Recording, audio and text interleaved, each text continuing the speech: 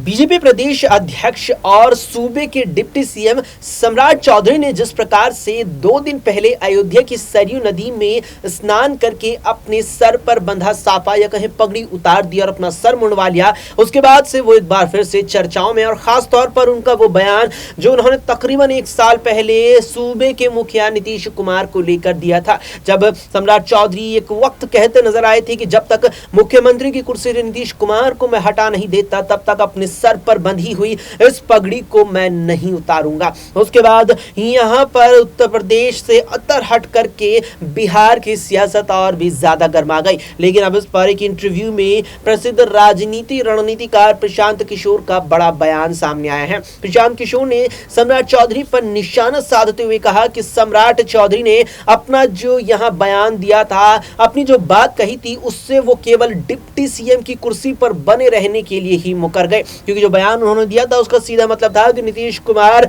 मुख्यमंत्री बिहार की नहीं रहेंगे। लेकिन नीतीश कुमार अब यहां केवल बिहार में ही नहीं बल्कि दिल्ली में भी केंद्र की सत्ता को चलाने में बड़ी भूमिका अदा कर रहे हैं। ऐसे में नीतीश कुमार की अगर एनडीए गठबंधन के अंदर या भारतीय जनता पार्टी से कोई अनबन होती है तो इसका असर केवल पटना बिहार तक ही नहीं बल्कि दिल्ली में बैठी केंद्र सरकार तक पर पड़ सकता है। ऐसे में अब सम्राट चौधरी ने सरयू नदी में डुबकी लगाकर अपने सर पर से साफा भी उतार दिया है और उसके बाद से अब वो काफी ट्रोल भी हो रहे हैं, क्योंकि जिस प्रकार से लगातार ही यहां अपने बयानों को लेकर सम्राट चौधरी नीतीश कुमार के एनडीए में शामिल होने से पहले तक चर्चा में थे, उसके बाद